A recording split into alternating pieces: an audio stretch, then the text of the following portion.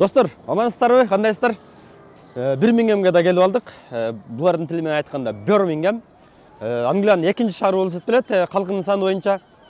Бүгүн бир күн кечке сиздер менен бирге болобуз, туугандар. Бул жердин кандай плюстары бар, кандай минустары, өзгөчөлүктөрү кандай? Вроде чоңдой эле шаар көрүнүп атат. Анан кандай коопсуздуктары кандай каралган? Бизде кечээ бир кызык окуялар болду. Алар жөнүндө алда айтып беребиз, туугандар. Андыктан Бирмингем жөнүндө бүт фактыларды бүгүн бир күн кечке сиздер менен бирге болом. Мен Ильяс Исмаилов. Биздин YouTube каналга катталыңыздар, достор. Быйыл мурдагы видеолордун айтып аткандай эле 100 000 подписчикке жетейин деген жакшы оюбуз болуп атат өзүбүздүн. Сиздер колдоп турсаңыздар эле, достор. Көп жерлерди көргөзүүгө аракет кылабыз сиздерге, достор. Андакта биз менен бирге болуңуздар, кеттик анда. Туугандар, ушул жерден бир өзүмдүн тааныштарыма, жеке тааныштарыма жана катталуучулар сиздерге көрүп аткандарга баарыңыздарга бир жакшы жаңылык менен бөлүшө кетейин деп атам. Бул акчасын алып эч кандай реклама кылып аткан жокмун. Бир жакшы бир ишке эле себепкер болуп калайын деп атам. Ал эмне десеңиздер, азыр кыш айында умра сапарына өзүңүздөр барып келейин деп аткан оюңуздар болсо, жана ата-энеңиздерди жөнөтөйүн деп аткан оюңуздар болсо, бир жакшы мүмкүнчүлүк пайда болуп атат. 9 январь күнү 2024 жылдын Жазира Travel компаниясы менен бир чакан жамаат сапарга аттанып атат. Аны жетектеп мен өзүмдүн жакын досум Нурмухаммед Шүкүрбек уулу деген, өзү араб мамлекеттеринде окуп келген илимдүү бала, Ислам университетинин бүтүрүүчүсү. Ошол жетектеп кетип атат. Түз рейс менен, өзгөчөлүктөрү. Анан баасы $1150, туугандар. Ошонун ичинде бүт баары кетет, проживанияңыз, билеттериңиз баары кетет. Түз рейс демекчи, бул жашы өтүп калган өзүбүздүн байкелерибиз, эжелерибиз болуп калса, аларга деле кыйналбай барып келет. Андыктан сурай бериңиздер, суроолоруңуздар болсо бериңиздер, баарына жооп берет. Тактап алсаңыздар болот. Анан эң башкысы ишеничтүү. Мен өзүм гарант болуп бере алам, өзүмдүн жакын досум. Андыктан силерге жагымдуу көрүү каалайбыз, кеттик анда биз. Транспортунан баштасак, автобустар каттайт көбүнчө. Метрополитен деле бар, мындай трамвай. Ал деле расстоянияга жараша акча алынат экен. Автобус болсо, мындай билет алып коесуздар бир күнгө, бир күндүк. Бир тарапка барсаңыздар 2 паунд стерлинг. Бул бир күндүк билеттин баасы болсо 4,5 паунд стерлинг экен. Бул 450 сомдун тегерегинде болот. Анда кеттик анда эмесе. Жолдун ортосунан өтүп баратабыз, достор. Эми негизи эле Англияда мындай пешоход канча карай бербейт. Ушундай эле бир аз бардагыраак. Карап туруп машина жок жерден өтүп кете бересиң го. Азыр бу жакта мол бар экен, центрде. Кеттик. Sorry. Велик менен кирип келдат.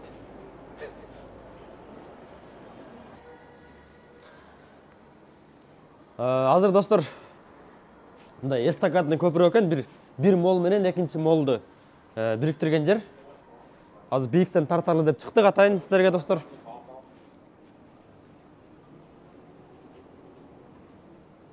Маяктан көрүнөт бекен? Туугандар, мына көрсөңүздөр болот, бул жанагы ичинде жүргөн молдун сырт жагы бул. Азыр үстүнөн татып көргөзүп атабыз сиздерге. Азыр бир зданиянын үстүндө турабыз. Мында общий көргөзсөң болот, бияктарды мында көрсөк болот. Стройка аябай катуу жүрүп атыптыр. Бүт эле жерде крандар турат.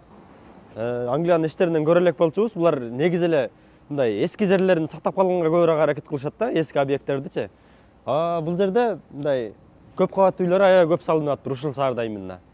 Так ортосунда көп кабаттуу үйлөр көп экен, чет жактарында бүт эле 1, 2, 3 этаждуу үйлөр. Азыр четке дагы чыгып көргөзөбүз аякта деле. Может, курулушта иштейм дегендерге ушул шаарда жумуш көп болсо керек деп эми ойлоп атам мен деле. Сиздерде если жумуштар наркы-берки болсо, бизге жазып коюңуздар комментарийге. Барып, аларды да тааныштырып кетебиз. Мына карасаңыздар, бүт эле жерде вышкалар, бүт курулууда шаар. Бул жагынан да көрсөк болот, биягында да бүт только крандарды көрүп атабыз. Стройка аябай катуу жүрүп атыптыр. Анан, достор, турак жай тууралуу. Бул жерде негизи арзаныраак Лондонго караганда. Турак жай маселеси, аренда квартирага алсаңыздар, Лондонго салыштырмалуу бир аз арзаныраак экен бул жерде. Отелдердин дагы бааларын азыр тааныштырып өтөбүз сиздерге. Кечинде бир отелге жайгашабыз. Ушундай. Биз менен бирге болуп туруңуздар. Шаар жөнүндө бир-эки сөз айта кете турган болсок, 1.200.000 жашоочусу бар. Лондондон кийинки эле шаар болуп эсептелет бул. Калкынын саны боюнча. Анан белгилүү адамдардан айта турган болсок, Томас Шелбини билсеңиздер керек. Ушул жерде чоңоюп өскөн дейт. Анан бага деле ошол Острик азыркини көрсөңүздөр керек кинону. Ошол убактагы мындай криминал көргөзгөн го. Ошол убактагы искралар бир аз калгандай сезилип атат мага. Элдеринин да мындай характерлери бир аз грубыйраак десек деле жаңылышпасам керек. Анан дагы бир факт, мусулмандар эң көп жайгашкан, эң көп жашаган шаар ушул жер. Пакистандыктар 30%, калкынын санынын 30%-ын түзөт. Палестинаны колдоо митинг болуп атат. Бирмингем шаарында. Бул жерде негизи пакистандыктар негизи көп, мусулмандар жакшы колдошуп атат Палестинаны. Достор, могу центринде эле жана почти центр эле ушул жерде базар эле бар экен. Кадимкидей эле базар. Бул жерде кадимки эле ош базар, карасаңыздар. Баалары деле арзан маада, бүт баары. Помидор, бүт издегениңди табат экенсиң.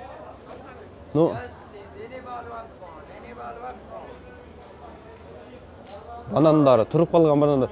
Кыскасы кечирээк келсеңиздер, бул жерде кадимкидей эле суйта, кыйкырып сатмай.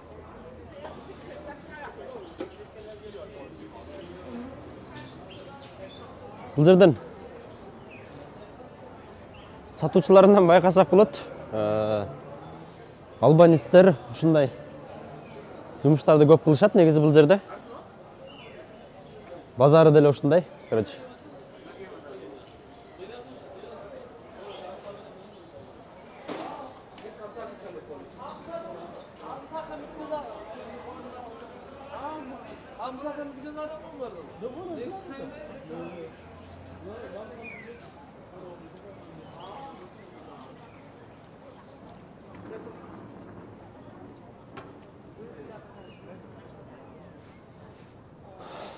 Базарды деле бир катар көргөзүп чыктык достор. Ошо центрдин эле жанында мына аягынан көрсөңүздөр болот. Но церковь жана центр, центральный молдун эле жанында чоң эле базар.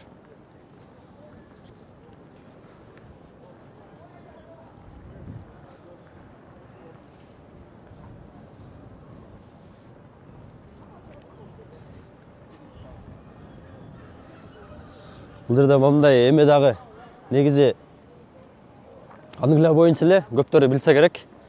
Жайма базар деген тема. Мындай айтканда ярмарка жакшы эле. Суббота, воскресенье күндөрү көп чыгат. Ушундай негизичи. Мындай көчөгөн достор, мындай жерлерден товар алганды көп деле сунуштабайм мен. Ошол берки чоң молдордой эле баа болот, эми бир аз арзаныраак болушу мүмкүн. Бирок алдамай нерсе өтө көп. Бул жакта мындай мелкий эмеге, преступленияга көп деле маани беришпейт да. Уурулукка, ушундай алдаган аябай көп. Ошондуктан эhtiyat болуңуздар. Көчөдөн желательно эч нерсе албай эле коюңуздар деп сунуш берет элем өзүм. Бирок жер жемиш болсо, жер жемишти алсаңыздар боло берет. Бул жер жемиш арзан, жана көчөдө саткандарда. Анан элди көрдүңүздөр, жанагынча көп эл. Значит, мындай жаңыланып турат товарлары, бат-бат келип турат. Ошондуктан жер жемиштерди алсаңыздар болот албетте.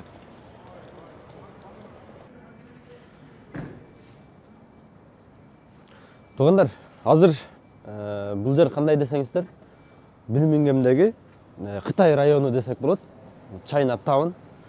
Мен мындай байкашымча көп эле шаарлардан көрдүм. Кытайлар негизи уюшумдуураак келет окшойт. Бүт эле именно центрин алышат шаардын. Ошол жерге көчүп келишет. Анан ушундай көбүнчө эле булар тамакка басым жасашат экен, ресторан ачышат бүт эле. Азыр муяктагы центриндеги бүт ресторандар кытайлардыкы. Өздөрүнүн колоритный эмелерин илишкен бүт бактарга. Жазуулары деле турат муякта бүт.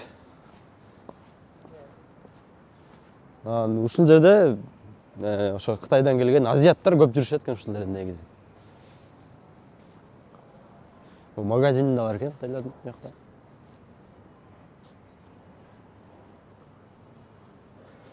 Так что жана Америкада бир байкебиз жүрөт го. Кыргыз табын ачыш керек деп. Бул туура эле нерсе деп ойлойм да менче өзүм. Ушундай бир чогулуп бир жерге көчүп барып, ошол жерге өзүбүздүн улуттук даамдарыбызды, тамактарыбыздын ресторандарды ачып, эме кылсак мындай элде эле тааныса керек, дүйнө элечи. Муякта Кыргыз табына, Кыргыз деген ушундай жер экен, тамактар ушундай экен деп.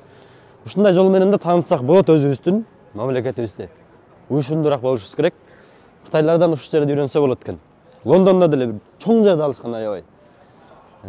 Чайнатаун деп ал жөнүндө да видео чыгарам YouTubeга.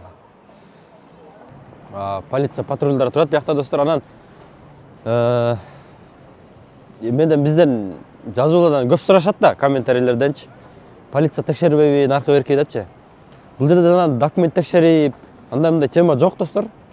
Андай өн көрүнүштө мындай документ сурап андай жок чынында.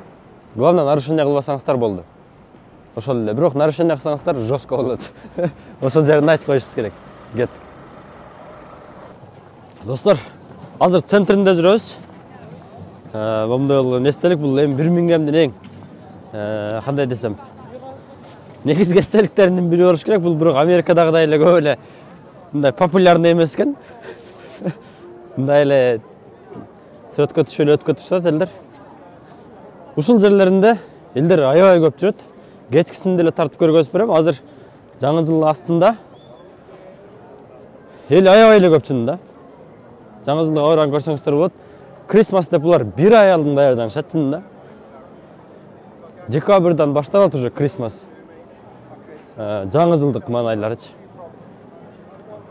Кеттик анда. İçinden görüp кириле. Анан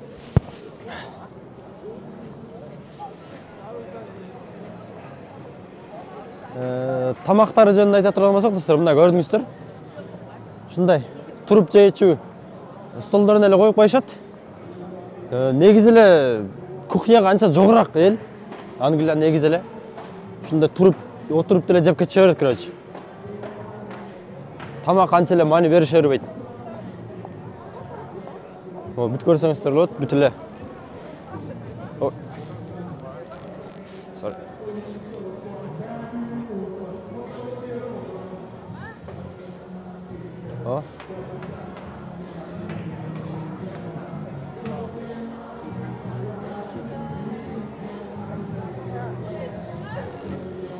Gördüңүздөр.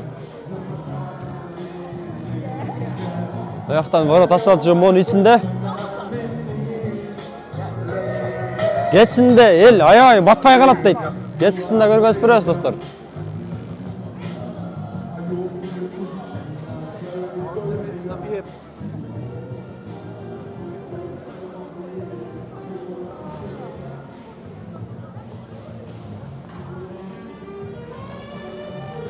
Кете берели анда.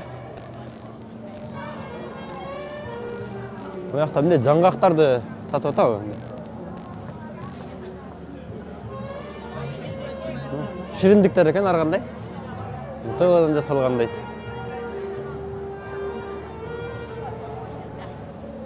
Буркурайт го? Буркурайт, буркурайт.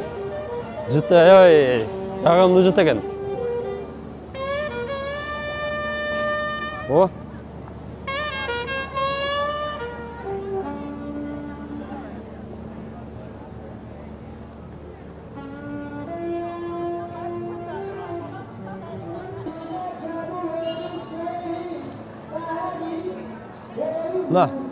Достор, транспортынан дагы бир нерсе айта кетейин. Көп трамвайлар, көпчүлүк транспорт трамвайлар түзөт экен шаардын ортосунда. Көрдүңүздөр болот.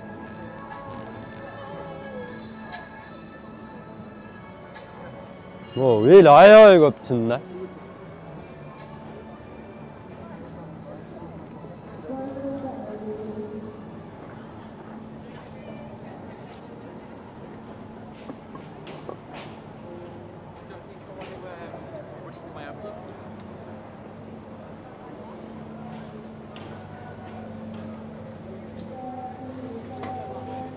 ATG.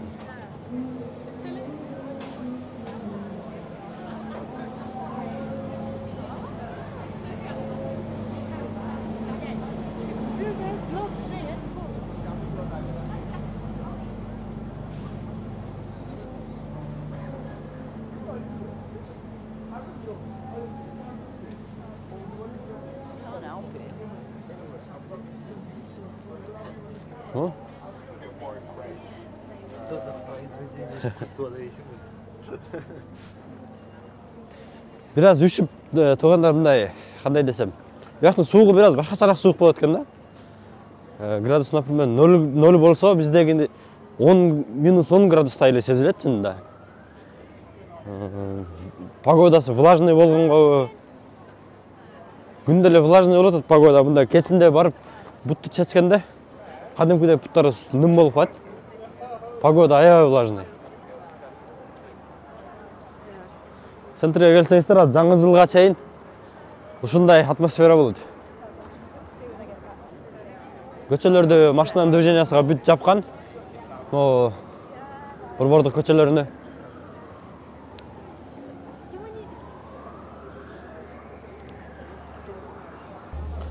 Азыр уже бир 500-600 метрден бери келип атабыз. Нарза көрүнбөй атат чынында. Эл аябай көп. Көрдүңүздөр, жана воротасына киргенден кийин эле ушундай атмосфера, майрамдын атмосфера башталды. Ну, катуу майрамдашышат да, негизи эле жаңы жылды. Катуу сакчат ошонусунан белги берет бул нерсе. Центрде таң калыштуу жер ушул эле экен, жаңы жылга жакын.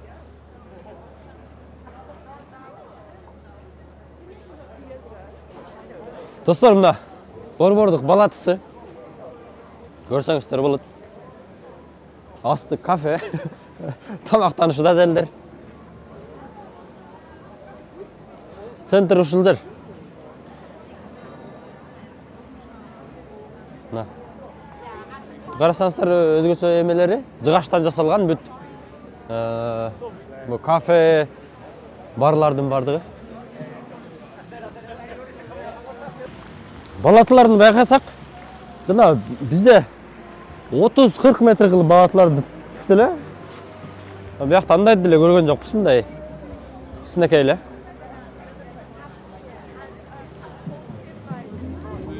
Ого.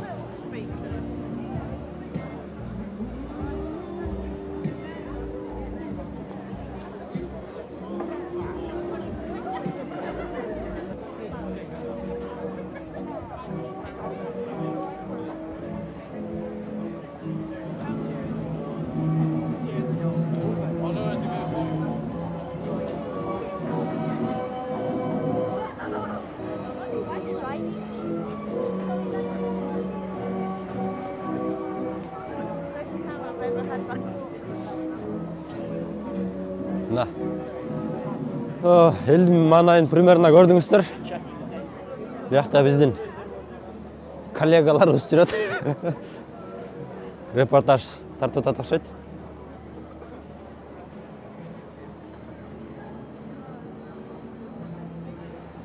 Кыскасы ушундай эмне чоң кете берет экен бияк жака карап дагы. Борбордуктар ушул жер.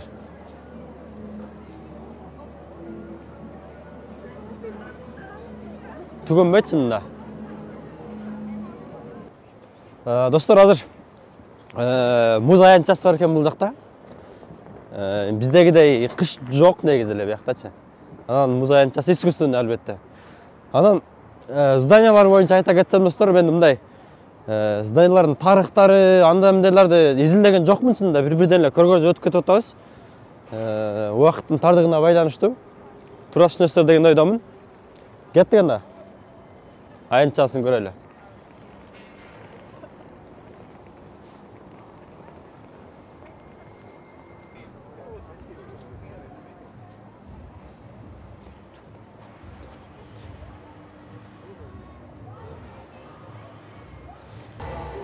Так, азыр убактынча жабык окшойт бул жер. Кечинде ачылат. Кечкисин көргөзүп беребиз, достор. Эл көп болот деп аткан негизи кечинде.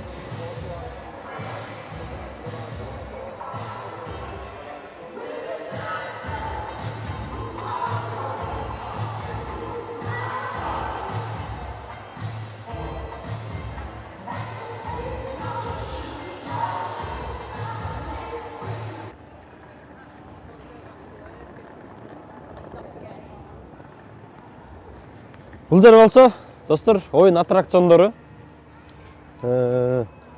Ушул эле жерден көрө алдым, негизи азыр прайс сурайлычы. Буяка канча экен? Бул жаман тез айланышат го. Ушундай айланып экен. Sorry.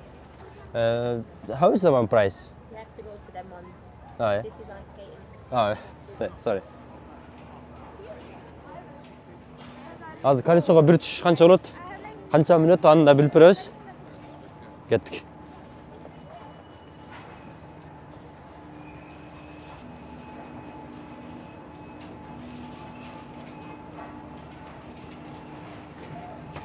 Oh wait. No, how much on the price? Where you from, bro? Where you from? Huh? Да ладно. Кыргызстан. Yeah. Кыргызстандан да.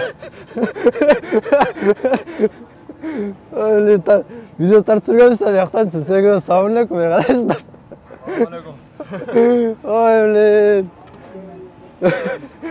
Osundaydı onu. Жоқ emin. Ben Kazakmı da oylaптым da. Hayvan gibi. He? Selamünaleyküm. Kayaktan. At boşta gördük mü? Gelip var da sorasan. Kazak'ta Kırgızlar ne sokarız? Hayvan dedi. Ana hayvan koydu koydu. Evet. Yeah, there's two on there already. I'll pay again. Ya hazır. Kırgız dostumuzga da özünün kölden эле экен азыр. Bunun жумушуна biraz тоскоол болуп эле коелу, анан бир выпуска тартып бересиз биз. Азыр бир аз сүйлөштүк. Мен бир миңгөндө биринчи кыргыз жолуктурушубуз чынында. Кызык жерден болду чынында. Достор, ушинтип биз күтүүбүз жерден мекендешибизге жолугуп калдык. Бул мекендешибиздин аты Адилет болот экен. Көрсө, жанакы биз көргөн оюн аянтчасында, муз аянтчасында жана артыңыздарда көрүп турган аттракциондордо кыргыз балдар эмгектенишет экен. Анан бизди көрүп эле жүргүлө муз аянтчасына киргизейин, кааласаңар аттракционго түшүрөйүн деп аябай шайыр жигит экен. Адилеттин жумуштарына ийгиликтерди каалап калабыз анда. Жумушта экен, биякта кыргыздар да биздикилер үчүн. Мага айткан болчу, ушул жерде кыргыздар иштейт деген болчу, бирок биринчи кыргыз көрүшүбүз, ошондо деле бир миңгөндөн. Досман, сен жумушуңа тоскоол болбой эле коелу биз. Дагы келип сени менен жакшы маектешип кетебиз. Кыргызстанга. Салам алейкум. Салам алейкум, жакшы барды. Ильяс, бүгүн эртең биякта болом да. Бирси күнү уже кетем. Все. Кыргызстанга салам айт. Азыр жумушуна тоскоол болбой эле биз дальше жолубузду улай берели. Достор, аттракцион, жалгыз эле аттракцион бар экен эле шаарда. Ал жерде да өзүбүздүн кыргыз досубузду жолуктуруп калдык. Чын аябай мындай күтүүсүз жерден жолуктуруп калдык өзүбүз деле мындай. Биякта негизи ошо бир тууганын көргөндөй эле сүйүнөсүң негизи мындай кыргыз ас жерлердечи. Анан жумушуна тоскоол болбой эле кете берели деп чечтик. Анан дагы өзү менен сүйлөшүп маек куруп бергенге аракет кыламыз сиздер менен. Азыр биз шаардын сыртына чыгабыз. Ал жакта бизди эмнелер күтөт? Биз менен бирге болуп туруңуздар, анда кеттик. Азыр центрден бир аз жылынып алып, тамак ичели деп кирдик. Донор заказ кылдык. 20 паунд стерлинг болду. Биз айтканда 2000 сом.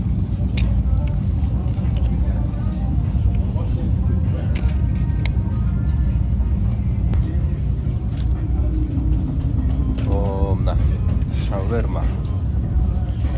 Оператор ыздай. Досум болот өзүм. Мына ушундай бокс заказ кылдык, ушул 2000 сом элестетти да. İçinde ne var?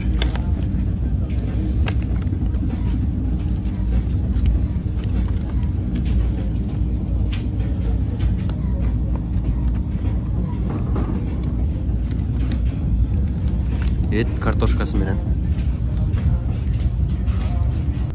Андан ары достор, биз четки райондоруна сапар алдык. Чынын айтышым керек, 180 градуска картинабыз өзгөрдү. Центрде көргөнүбүздөн чет анча эле көңүл бурулбаптыр, анча эле караша бербейт экен. Бузулуп бараткан имараттары, анан мусорлардын убагында алышпайт. Кыскасы, четки райондоруна анча деле көңүл буруша бербептир бул жерде. Мындай страшный райондору. Анда ужас кино тарта турган эле район.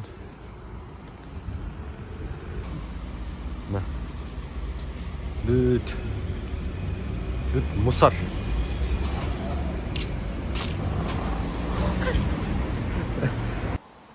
Достор, азыр четки райондарында жүрөбүз.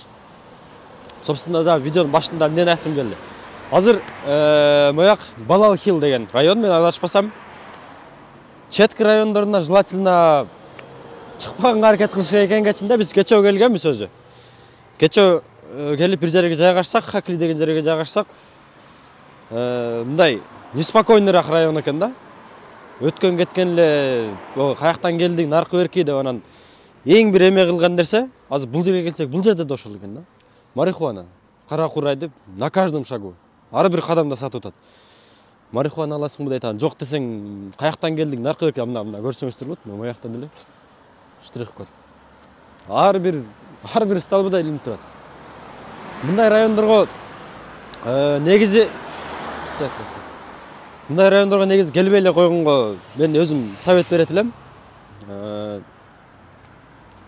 Кандай десек, отельди центрден эле алган жакшы. Бир 10-15 фунтка кымбатыраак болушу мүмкүн, бирок коопсузураак болот, достор. Бизди кечээ мен өзүм көчөгө чыгып жүрсөм, каяктан келдиң, наркы берки деп мындай личный суроолорду берет да. Мына моякта да эле турат мен. Мына көрдүңүздүр, ар бир кадамда да доступный нерсе. Мындай районда, значит, бул жерде неспокойно. Андыктан центрден эле алганга аракет кылыңыздар.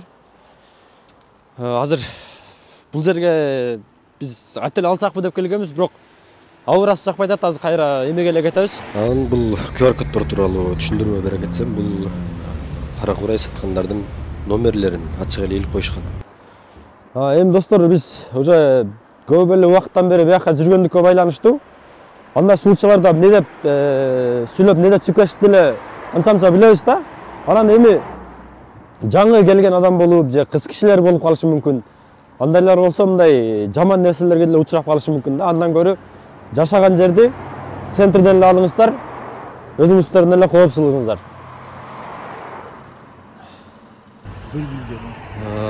Мындай. Анан кандай десек, четте смог кадимкидей эле. Кадимкидей смог. Азыр суук болгонуна байланыштуу билбейм, эмнеге смог болуп атат. Мындай жыт дагы бар өзүнчө. Четтери бир аз инфраструктура начарыраак экенсин да. Азыр кеч болуп калды, бирок биз кечээ күндүз деле кыдырып көргөнбүз. Кыскасы ушундай.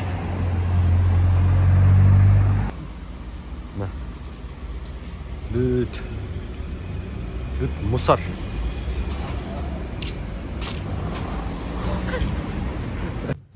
Так, азыр моякка келип жайгаштык. Жакшы квартира. Моякта гостиный бар экен. Красавчик досум. Моякта азыр комнатаны распилиз коюн. Бир кишилик. Бүт бар жогу бар. Үстүндө да бир комната алдык. Ушундай эле 40 фунттан алдык. Нары жакка салыштырмалуу сон. Достор, мына жаңы эле келип гостиницага жайгаштык. Бир күн кечке колдон келишинче көргөзүп берүүгө аракет кылдык, достор. Анча-мынча жерини айтпай кеткен болсок, же анча-мынча жерин туура эмес айтып алган болсок, сиздерден кечирим сурайбыз албетте. Анан биздин YouTube каналыбызга каттала кетиңиздер, достор. Быйыл ушул жакшы бир деңгээлге чыгарайын деген өзүбүздүн жакшы оюбуз бар. Анан Instagram баракчабызга да катталып коюңуздар, суроолоруңуздар болсо бериңиздер. Кийинки выпусктарыбызды каяктардан көргүңүздөр келип атат. Ошону да комментарийге оюңузду калтыра кетиңиз. Андыктан мен Илья Исмаилов болдум бир күн кечке сиздер менен. Кийинки берилиште жолукканча аман туруңуздар.